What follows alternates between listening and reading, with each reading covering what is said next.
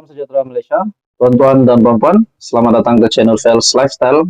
Kembali lagi dalam satu lagi topik yang mengejutkan ramai, satu lagi berita yang tergempar satu Malaysia dengan pemergian ataupun kematian yang pasti mengejutkan ramai, kematian yang mengejutkan Malaysia. Saudara-saudara, artikel ataupun media telah mengesahkan kedua-dua ataupun dalam artikel dari cosmo.com.my, dua jemaah haji meninggal dunia pada hari Jumaat. Ini pasti satu lagi berita menyedihkan ramai.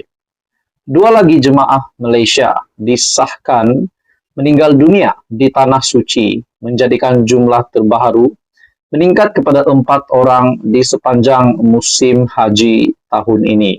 Ini sudah pasti menjadi satu lagi kabar menyedihkan Malaysia.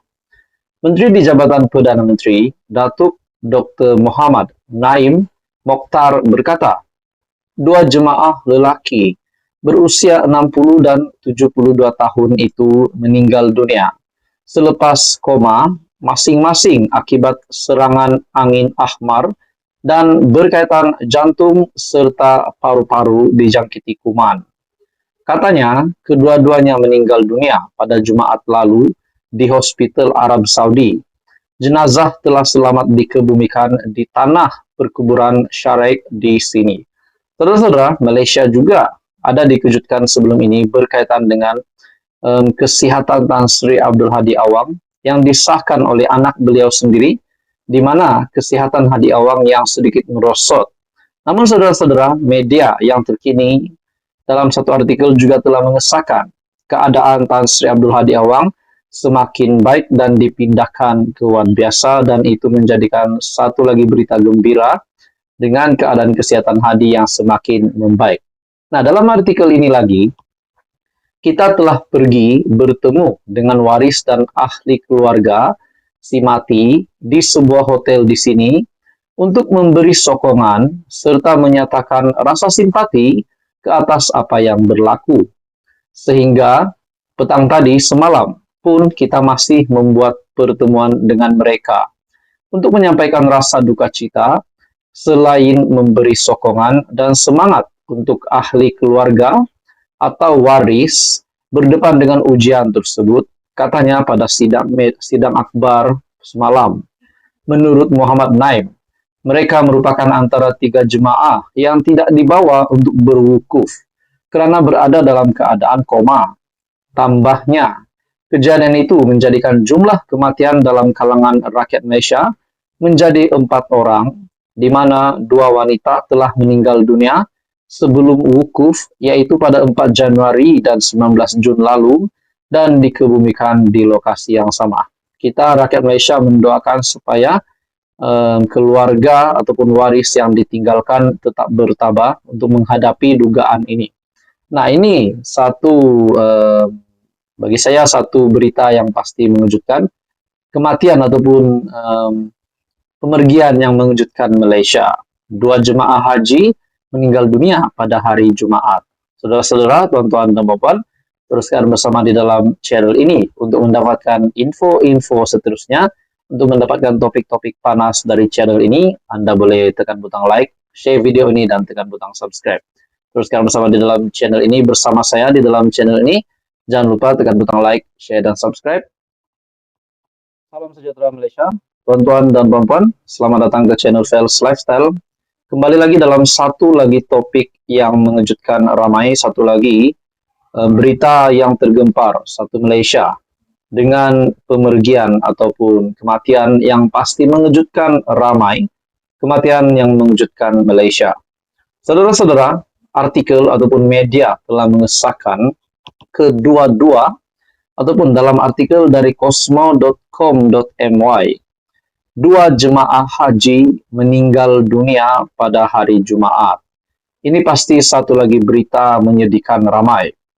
Dua lagi jemaah Malaysia disahkan meninggal dunia di Tanah Suci, menjadikan jumlah terbaru meningkat kepada 4 orang di sepanjang musim haji tahun ini.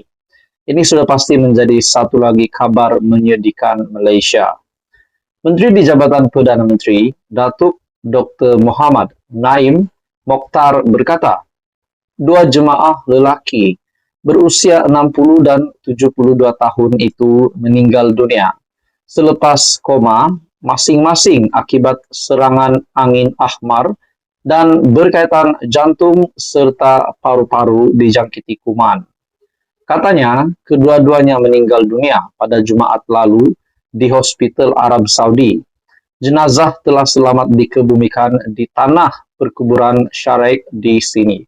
Saudara-saudara, Malaysia juga ada dikejutkan sebelum ini berkaitan dengan kesihatan Tan Sri Abdul Hadi Awang yang disahkan oleh anak beliau sendiri, di mana kesihatan Hadi Awang yang sedikit merosot. Namun saudara-saudara, media yang terkini dalam satu artikel juga telah mengesahkan keadaan Tan Sri Abdul Hadi Awang semakin baik dan dipindahkan ke ward biasa, dan itu menjadikan satu lagi berita gembira dengan keadaan kesehatan Hadi yang semakin membaik. Nah, dalam artikel ini lagi, kita telah pergi bertemu dengan waris dan ahli keluarga si mati di sebuah hotel di sini untuk memberi sokongan serta menyatakan rasa simpati ke atas apa yang berlaku. Sehingga petang tadi semalam pun kita masih membuat pertemuan dengan mereka untuk menyampaikan rasa duka cita selain memberi sokongan dan semangat untuk ahli keluarga atau waris berdepan dengan ujian tersebut, katanya pada sidang akbar semalam. Menurut Muhammad Naim, mereka merupakan antara 3 jemaah yang tidak dibawa untuk berwukuf karena berada dalam keadaan koma. Tambahnya, kejadian itu menjadikan jumlah kematian dalam kalangan rakyat Malaysia menjadi 4 orang, di mana 2 wanita telah meninggal dunia sebelum wukuf, yaitu pada 4 Januari dan 19 Jun lalu, dan dikebumikan di lokasi yang sama. Kita rakyat Malaysia mendoakan supaya keluarga ataupun waris yang ditinggalkan tetap bertabah untuk menghadapi dugaan ini. Nah, ini bagi saya satu berita yang pasti mengejutkan, kematian ataupun pemergian yang mengejutkan Malaysia. 2 jemaah haji meninggal dunia pada hari Jumaat. Saudara-saudara, tuan-tuan dan puan, teruskan bersama di dalam channel ini untuk mendapatkan info-info seterusnya. Untuk mendapatkan topik-topik panas dari channel ini, Anda boleh tekan butang like, share video ini, dan tekan butang subscribe. Teruskan bersama di dalam channel ini bersama saya di dalam channel ini. Jangan lupa tekan butang like, share, dan subscribe. Halo semua, salam sejahtera Malaysia. Selamat datang ke channel Fels Lifestyle. Info padu, info hangat disediakan di dalam channel ini. Saudara-saudara, terima kasih kerana memilih channel ini untuk mendapatkan topik-topik panas, topik-topik menarik yang ada di Malaysia pada hari ini. Saudara-saudara, tiba-tiba pula ada satu kejutan besar untuk PAS, untuk seluruh kepimpinan PAS, di mana terdapat kenyataan bukan daripada orang biasa, tetapi dari Ketua Pengarah Jabatan Komunikasi Community ataupun JKOM, Muhammad Agus Yusof. Dalam satu artikel dari Malaysia Kini yang amat panas ini, PAS paling banyak buat fitnah, kata Agus. Wow, ini satu kejutan baru, satu kejutan buruk untuk kepimpinan PAS, di mana kenyataan dari Ketua Pengarah JKOM Muhammad Agus Yusof menyatakan PAS adalah parti yang paling banyak buat fitnah. Menulis di Facebook, Muhammad Agus menyenaraikan permohonan maaf dibuat pemimpin PAS selepas melakukan sesuatu dakwaan kepada musuh politik mereka. Antaranya permohonan maaf oleh Pesuruh Jaya PAS Perak, Razman Zakaria, kepada Anwar Ibrahim kerana mendakwa Perdana Menteri itu membawa agenda songsang LGBT dan menyokong agenda komunis. Menurutnya, pada 22 Jun lalu, Adun Kubu Gajah Khalil Yahaya memohon maaf kerana mendakwa Perdana Menteri melantik ahli Parlimen Seputeh Teresa Kok sebagai pengerusi Felda. Terbaru pada 25 Jun yang lalu, katanya Akbar Harakadeli pula memohon maaf kerana mendakwa bekas ahli DAP Muhammad Razali Abdul Rahman pernah menjadi penasihat khas Lim Guan Eng. Jika hendak disebutkan, senarai fitnah PAS paling banyak, kata Muhammad Agus, yang turut menyenaraikan kes saman fitnah terhadap pemimpin PAS sejak 2017. Nah, saudara-saudara, seperti yang kita tahu, kita juga pernah dikejutkan sebelum ini dengan keadaan kesehatan Hadi Awang yang dikatakan oleh anaknya sendiri, Muhammad Kahlil, bahwa keadaan ayahanda sedikit merosot. Namun kita juga tahu keadaan terkini Hadi Awang yang semakin membaik, semakin pulih, dan dipindahkan ke ward biasa. Namun apa pula komen Hadi Awang ataupun respon Hadi Awang setelah beliau yang baru saja mulai sihat tiba-tiba mendengar pula berita tentang PAS yang paling banyak buat fitnah. Nah, dalam artikel ini Agus berkata, sebuah parti Islam, PAS, sepatutnya membawa akhlak yang baik dan bukannya membuat persepsi serta tanggapan tanpa bukti. Tidak setuju, kritiklah, jangan berkempen berunsur fitnah, perkauman, penghinaan, dan unsur-unsur yang bercanggah dengan nilai Islam, katanya. Menurutnya, perbuatan itu menjadi semakin berleluasa setiap kali menjelang pilihan raya. Tambahnya, PH dan BN merupakan parti paling kerap difitnah dengan tujuan menakutkan rakyat supaya tidak menyokong kerajaan perpaduan sekarang. Misalnya, katanya DAP didakwa mengancam kedudukan Melayu Islam, dituduh mahu menukar Malaysia menjadi republik, serta menghapuskan raja berperlembagaan dan Islam sebagai agama rasmi, tanpa merujuk kepada mana-mana pemimpin PAS. Muhammad Agus berkata, tugas ulama sepatutnya menjadi contoh dan teladan kepada bukan Islam. Kerja ulama menyeru orang supaya beriman, jauh dari mungkar, buat kebaikan. Tunjukkan contoh kepada bangsa lain dengan akhlak yang baik, supaya Islam dipuji dan dihormati. Demi generasi masa depan, hentikan politik fitnah, ia budaya politik kotor dan keji. Fokus kepada usaha membina Malaysia yang lebih baik, katanya, yang menyeru golongan muda menolak politik fitnah. Nah, bukan menyeru golongan muda ataupun mana-mana pihak menolak PAS, tetapi menolak politik fitnah.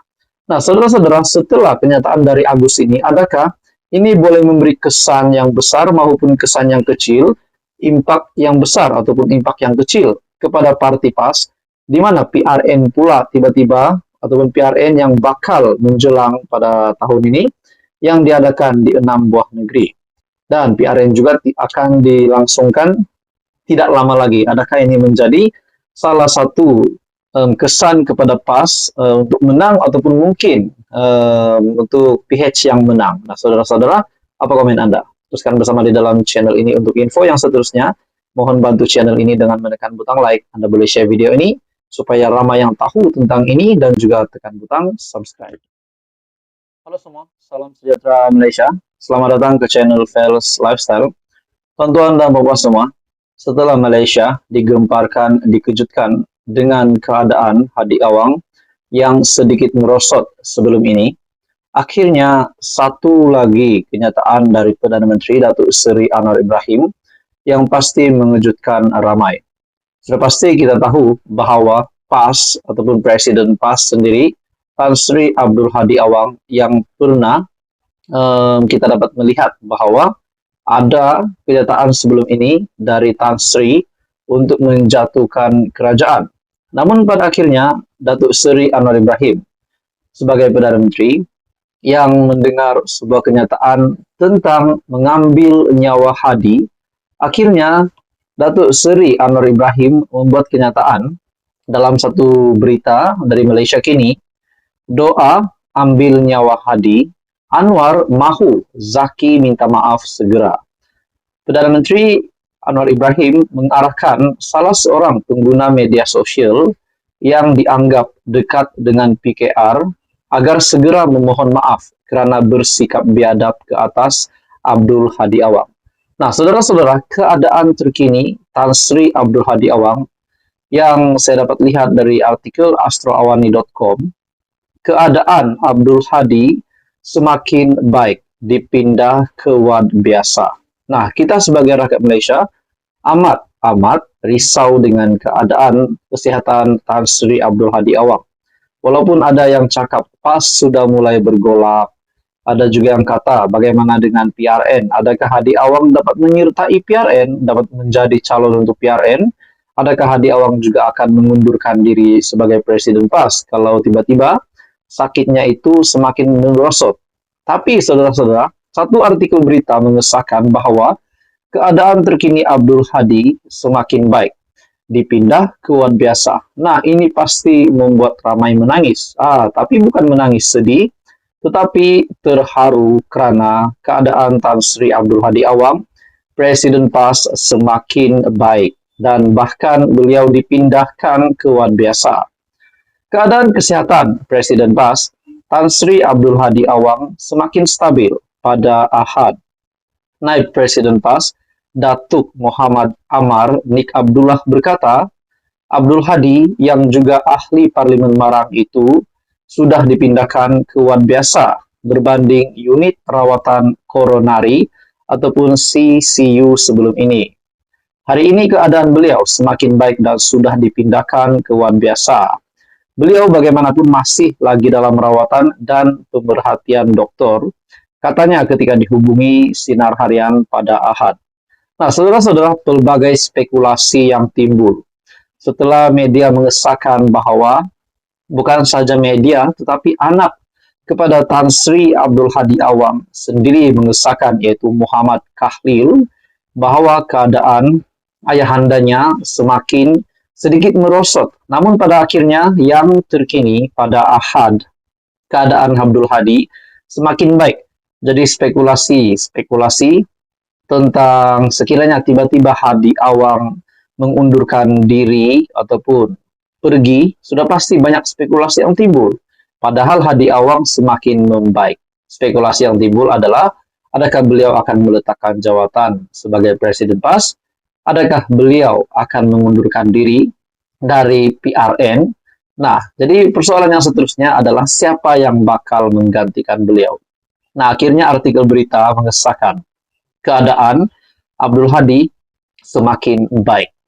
Jadi saudara-saudara, tuan-tuan dan puan-puan, apa komen Anda? Teruskan bersama di dalam channel ini untuk info yang seterusnya. Jangan lupa bantu channel ini dengan menekan butang like, Anda boleh share video ini dan tekan butang subscribe.